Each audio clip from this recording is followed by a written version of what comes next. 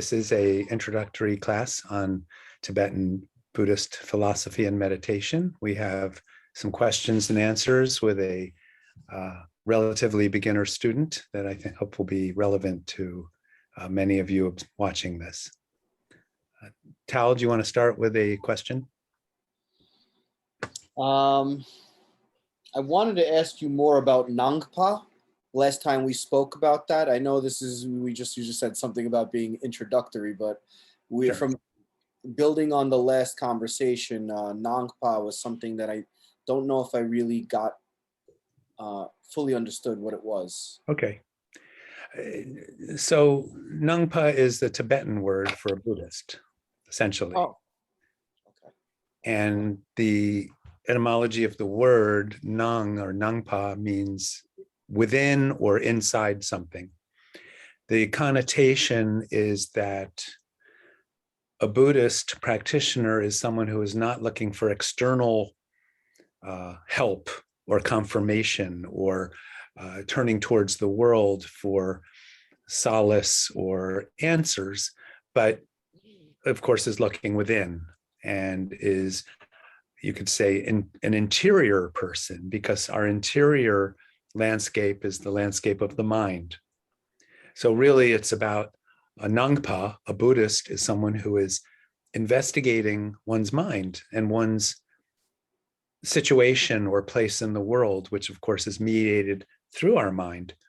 So it's about that intellectual exploration and experiential exploration of what the mind is and how we are as human beings, essentially. But it's a within. It means being self-reflective. It means being mindful. It carries all those meanings and connotations with it.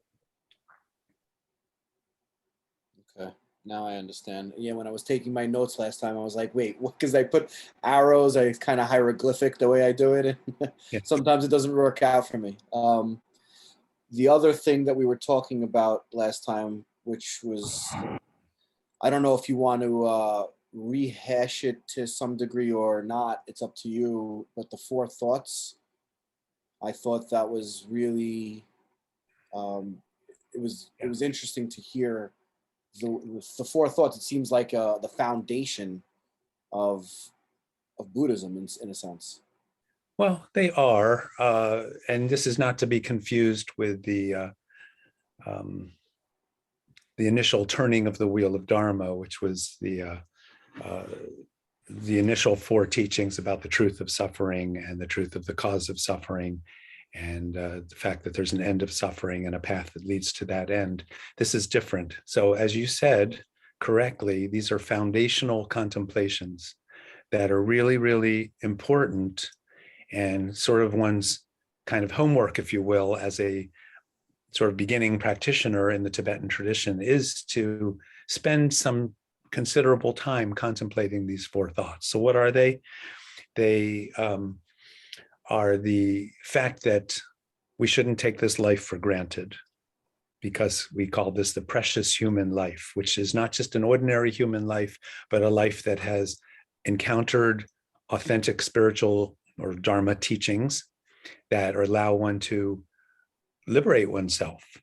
So very, very important to have the conditions to practice Dharma, to practice a wisdom tradition that's authentic and alive and accessible, and that we have the circumstances within our life to put these teachings into practice, to hear them, to understand them, and then to put them into practice. That takes a combination of circumstances to allow one to have that sort of good fortune. And so we start off by acknowledging and understanding that this is a rare opportunity, that most sentient beings in this world and in this universe do not have all these kinds of conditions. Either they're not born with the right kind of nervous system to comprehend and listen and digest teachings, or even the teachings are not available to them because of other circumstances, where and when they are incarnating. So we have all these unusual circumstances coming together, which is a great, great good fortune for us. So that's the precious human birth. That's the very first contemplation. The second is the fact that we have this opportunity, and yet if we're not careful, it'll slip right through our fingers, because our circumstances are always changing. They're impermanent, as is everything in the universe. So we actually contemplate impermanence as not something that's victimizing one, but something that is a truth, a real truth of the universe, that everything is in a state of change always. Nothing lasts forever. There's nothing that's, quote, eternal. And that we need to understand that so that we have this opportunity and we seize this opportunity, right? We don't squander it. So that's the second teaching, the second contemplation. First, again, is this precious human life or existence. The second is the fact that it and all things are impermanent.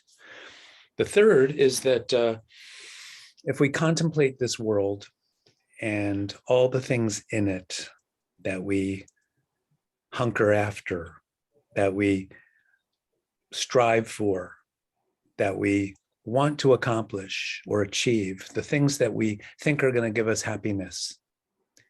If we look deeply, none of those things actually are the source of true, lasting happiness.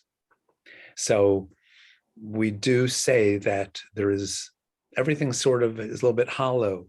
We get temporary happinesses, temporary achievements, temporary accomplishments, temporary successes, and yet they turn to dust.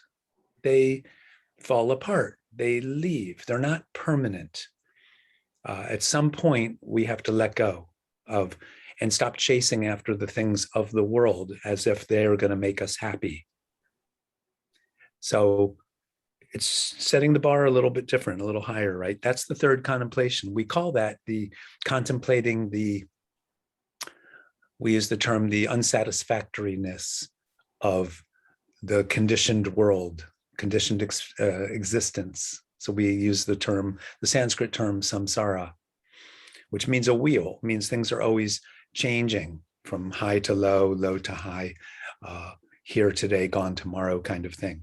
So that samsara is the world as we sort of conventionally know it, the sort of relative conventional world that we inhabit and traverse through in our life. That's samsara. And the third contemplation is that there is nothing inherently satisfying, really, in an ultimate sense within samsara. So we contemplate that deeply. And then the fourth is that nothing happens in this world, in our life, in this universe, completely randomly. That there is some sense of, we use the term interdependence, that everything is the result of causes, and that everything that's happening is a cause for other subsequent things. Thoughts are the same way. Thoughts don't come from nowhere. They come because we had previous thoughts, previous conditioning, and so on. So previous things set the stage for now, and now sets the stage for the future. We can extrapolate that into lifetimes. We can talk about karma, which means causes and effects. That's the fourth contemplation. The third and fourth are sort of interchangeable. In some systems, one's contemplated and then the next.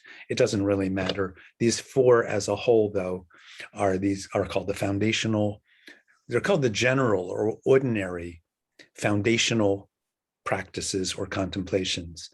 Then there's another set later on of additional sort of more esoteric, if you will, practices that are also considered foundational. But your question about these first four, that's what they are. Okay, thank you.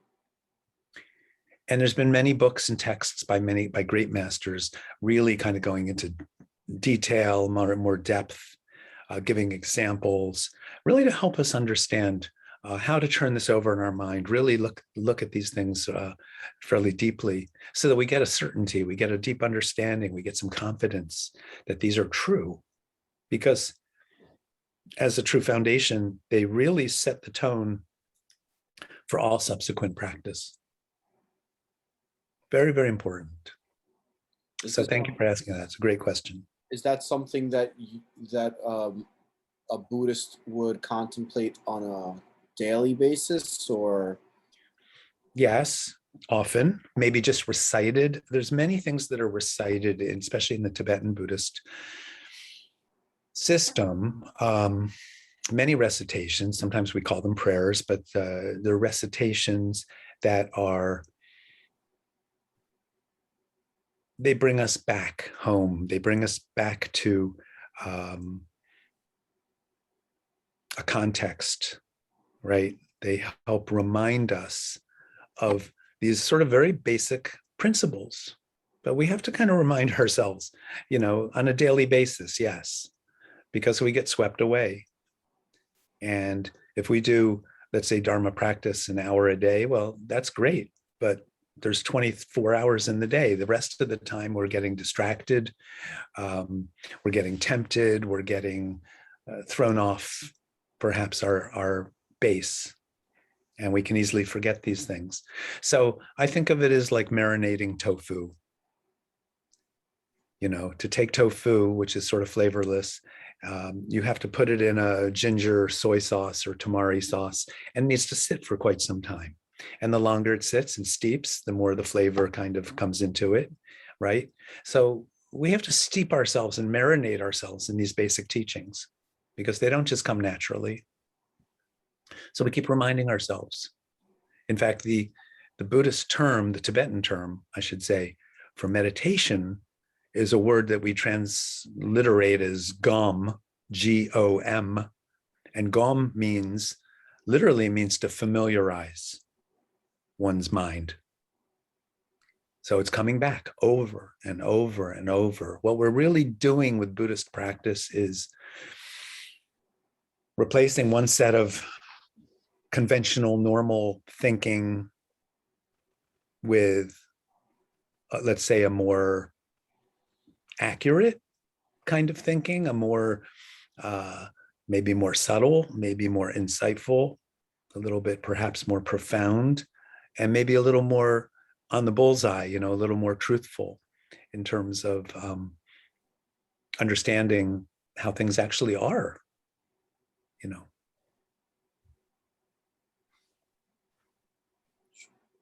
Yeah.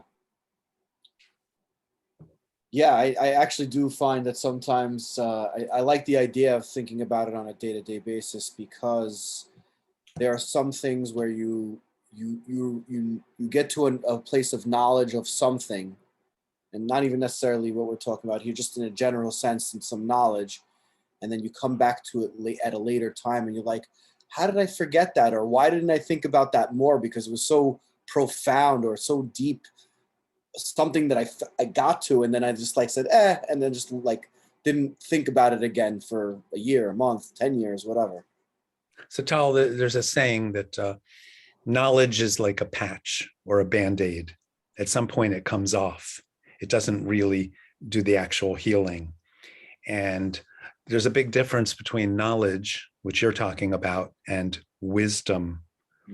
Experiential wisdom does not get lost, does not get forgotten. It's always present.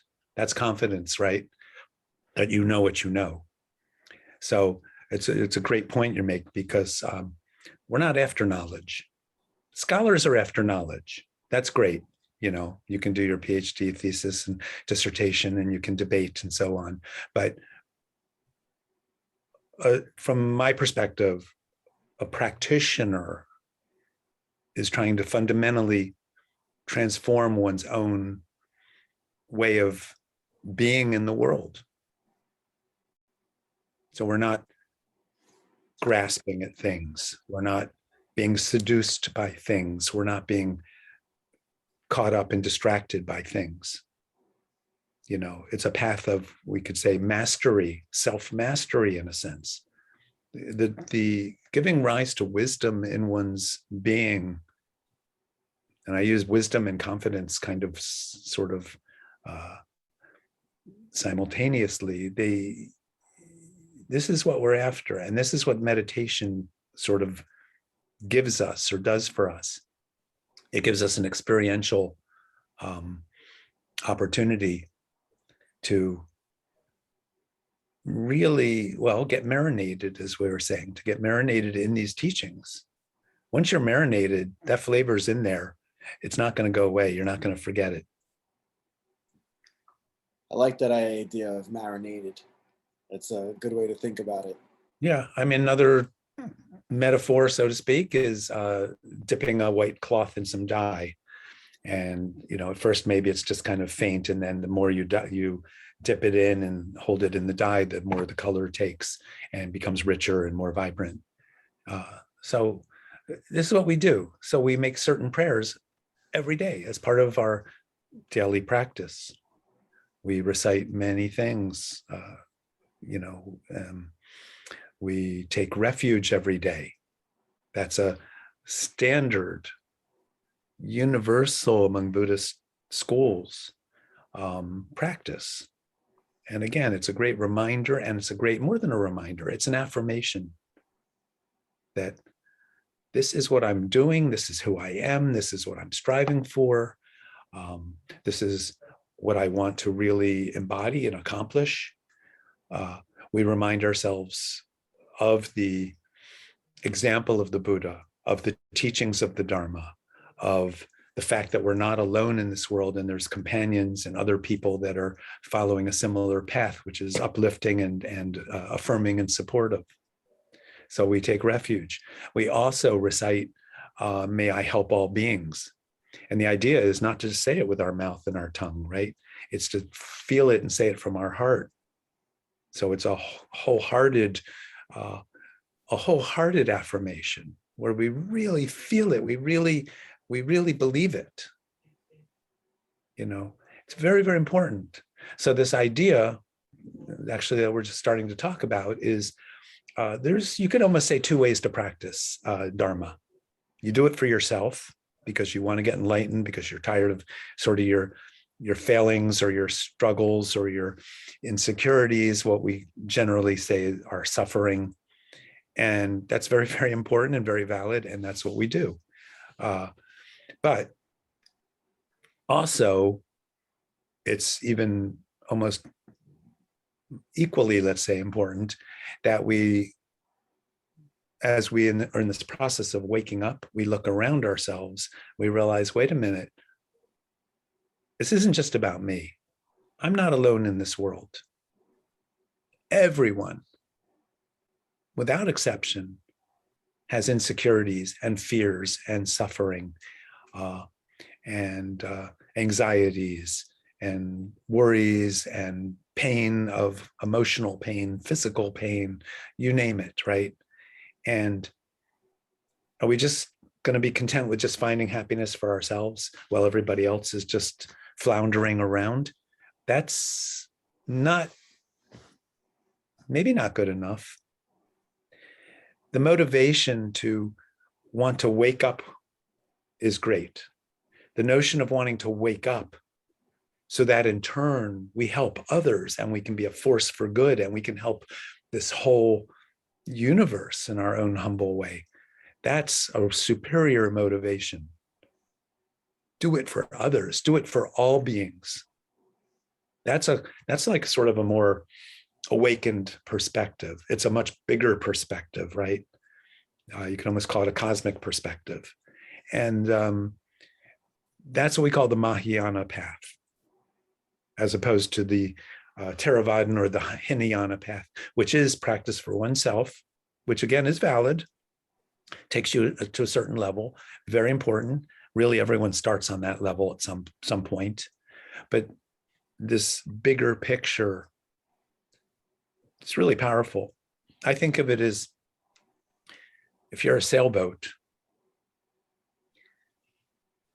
this idea that I'm going to help all beings and they all need my help, that's like bringing the wind into your sails.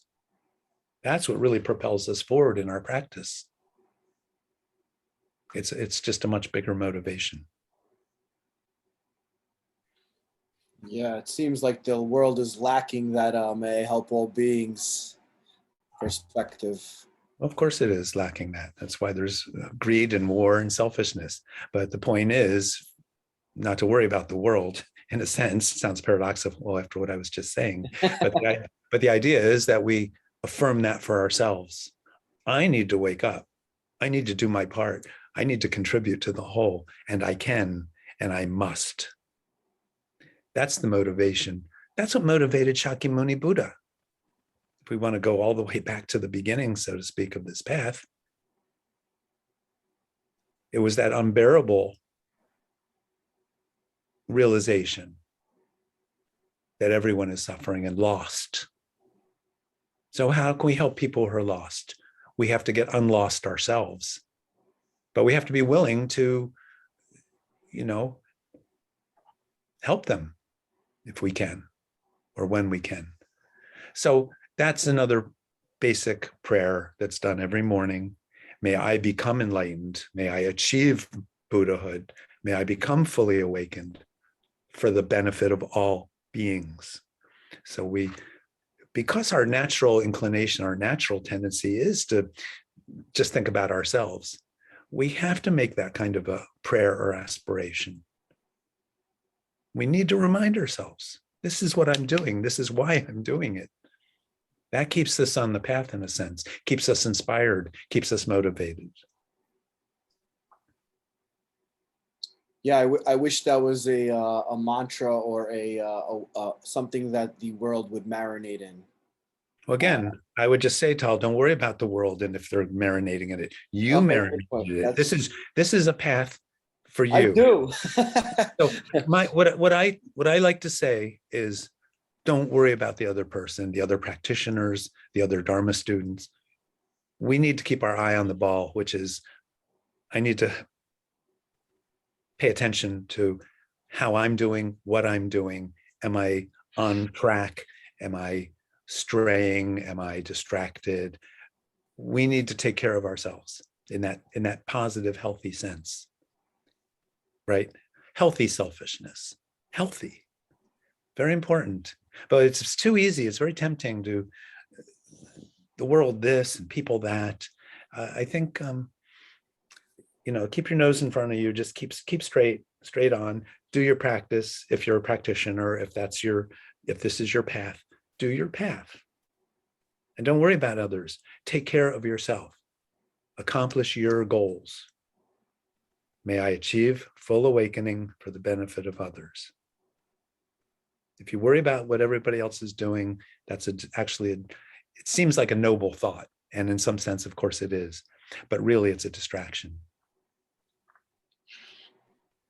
Could be infuriating, but yes, I understand what you're saying. Well, the trick is to not let yourself get infuriated.